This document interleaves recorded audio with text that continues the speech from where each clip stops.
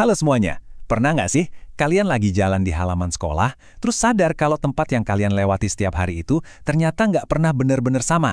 Tiba-tiba ada retakan baru di paving atau genangan air muncul di tempat yang aneh. Seolah-olah ada sesuatu yang bekerja diam-diam tepat di bawah kaki kita. Nah, hari ini kita bakal jadi detektif. Kita akan bongkar misteri kekuatan tak terlihat yang terus-terusan membentuk ulang dunia kita setiap hari. Oke, para detektif, investigasi kita dimulai sekarang juga. Alat utama kita cuma satu, rasa penasaran.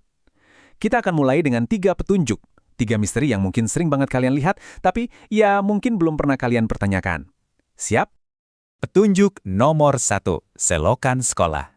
Coba ingat-ingat nih, habis hujan deras, selokan yang tadinya bersih kok mendadak jadi dangkal dan penuh lumpur? Kayak ada yang sengaja menimbunnya gitu. Pertanyaannya, dari mana semua lumpur ini datang? Dan kemana seharusnya airnya mengalir? Mencurigakan nih. Lanjut ke petunjuk kedua, halaman sekolah. Coba lihat paving block itu. Dulu kan rata ya, kok sekarang jadi banyak retakan di mana-mana? Atau lapangan bola, kenapa sekarang gampang banget jadi kolam lumpur setiap kali habis hujan? Kayaknya ada yang merusak properti sekolah nih, tapi siapa pelakunya? Dan petunjuk terakhir kita, dinding bangunan. Perhatiin deh, cat yang mulai mengelupas, warnanya yang jadi pudar, bahkan tembok yang kalau disentuh terasa agak rapuh. Gampang banget kita bilang, ini sih karena udah tua. Tapi sebagai detektif, kita tahu tua itu bukan penyebab, tapi akibat. Akibat dari sesuatu. Dan sesuatu inilah yang akan kita ungkap.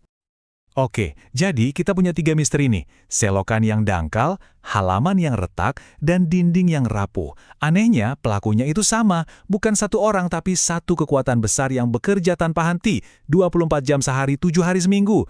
Sekarang saatnya kita ungkap identitasnya. Dan pelakunya adalah tenaga eksogen. Namanya keren ya. Sederhananya gini, ekso itu artinya luar. Jadi, ini adalah semua kekuatan yang asalnya dari luar kerak bumi. Bukan dari dalam perut bumi. Coba bayangin energi panas matahari, hantaman air hujan, tiupan angin. Mereka semua itu adalah agen eksogen yang tanpa lelah memahat ulang permukaan bumi. Termasuk ya halaman sekolah kita. Nah, ini bagian yang paling keren ya. Tenaga eksogen ini itu kayak karakter di film, nggak sepenuhnya jahat.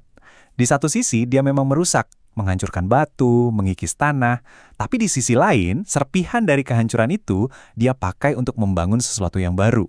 Misalnya delta sungai yang super subur atau bukit pasir yang indah. Jadi dia merusak untuk menciptakan. Keren banget kan? Jadi gimana sih cara si tenaga eksogen ini beraksi? Dia nggak kerja sendirian loh. Dia punya tim, 4 agen utama dengan tugas yang beda-beda. Yuk kita kenalan sama keempat agen perubahan ini dan lihat cara kerja mereka satu persatu. Agen pertama namanya pelapukan. Anggap aja dia ini spesialis penghancur. Tugasnya simpel, menghancurkan benda-benda besar jadi kecil, tapi di tempat yang sama. Kayak batu besar yang retak karena panas dan dingin, atau tembok yang jadi rapuh. Dia nggak memindahkan apa-apa, cuma meretakkan dan melunakkan targetnya. Ini adalah langkah paling awal dari operasinya. Dan kita bisa lihat 3 cara kerja pelapukan ini di sekolah. Ada pelapukan fisik, paving yang retak karena siklus panas dingin dan hujan.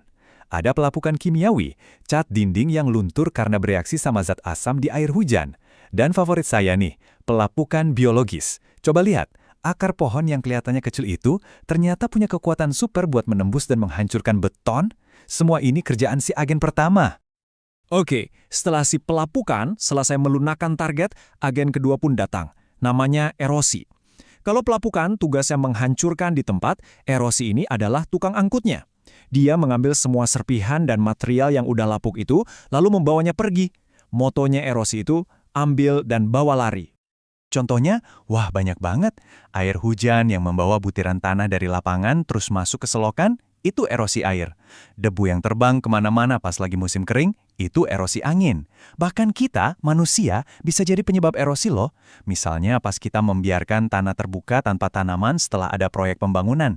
Akibatnya, yaitu tadi, lapangan jadi becek dan udara jadi kotor. Oke, material udah dihancurin oleh pelapukan, terus diangkut sama erosi. Lalu dibawa kemana? Nah, disinilah agen ketiga beraksi, sedimentasi. Dia ini tukang naroh. Setelah dibawa jalan-jalan sama erosi, semua material itu akhirnya akan dijatuhkan atau diendapkan di suatu tempat yang baru. Dan misteri selokan kita terpecahkan. Lumpur dan pasir dari lapangan yang dibawa oleh erosi air akhirnya dijatuhkan oleh sedimentasi tepat di dalam selokan. Hasilnya, selokan jadi dangkal. Ini bukan masalah sepele loh, selokan dangkal bisa bikin banjir kecil dan genangan airnya itu jadi tempat favorit nyamuk buat berkembang biak. Tuh kan, semuanya nyambung. Agen terakhir kita ini bisa dibilang bosnya, yang paling dramatis dan punya kekuatan paling fundamental. Namanya gerak massa tanah atau mass wasting. Dia nggak pakai air atau angin. Senjatanya cuma satu, tapi tak terkalahkan. Gravitasi. Dia ini bisa memindahkan seluruh lereng gunung sekaligus loh. Eits, jangan bayangin longsor besar dulu. Mass wasting juga terjadi dalam skala kecil. Pernah lihat gundukan tanah di pojok taman sekolah yang bentuknya jadi agak merosot setelah hujan lebat? Nah, itu dia. Meskipun kelihatannya lambat dan sepele, pergerakan tanah ini kalau terjadi terus-menerus di dekat bangunan, wah bisa merusak fondasinya. Ini adalah musuh yang bergerak dalam senyap. Oke, semua misteri di sekolah udah terpecahkan. Kita sekarang tahu pelakunya adalah tenaga eksogen dengan keempat agennya. Tapi, terus kenapa? Apa gunanya kita tahu semua ini? Nah, ternyata pengetahuan ala detektif ini bisa sangat berguna di dunia nyata, bahkan bisa menyelamatkan kita dari masalah besar. Intinya begini, apa yang kita pelajari hari ini itu bukan cuma buat ujian geografi. Ini adalah skill bertahan hidup. Memahami cara kerja tenaga eksogen itu berarti kita bisa membaca lingkungan dan membuat keputusan yang jauh lebih cerdas, terutama buat hal-hal besar, seperti memilih tempat tinggal. Coba deh bayangin, 10 atau 15 tahun dari sekarang, kalian mau beli rumah. Orang lain mungkin cuma lihat desain rumahnya yang keren. Tapi kalian adalah detektif alam. Kalian akan cek kemiringan lahannya untuk lihat risiko mass wasting. Kalian akan cari tahu apakah daerah itu rawan erosi dan sedimentasi yang bisa bikin banjir. Kalian juga akan perhatikan kondisi tanahnya. Kalian gak cuma membeli bangunan, tapi juga memahami lingkungan di sekitarnya. Nah, itu baru namanya cerdas. Oke, kita sudah bongkar teorinya, kita sudah lihat contohnya di sekolah, dan kita tahu kenapa ini penting. Sekarang, tongkat estafetnya saya serahkan ke kalian. Kalian sekarang punya semacam kacamata baru untuk melihat dunia. Kalian bukan lagi pengamat biasa, kalian adalah analis lingkungan. Dan kutipan di slide ini benar-benar merangkum semuanya.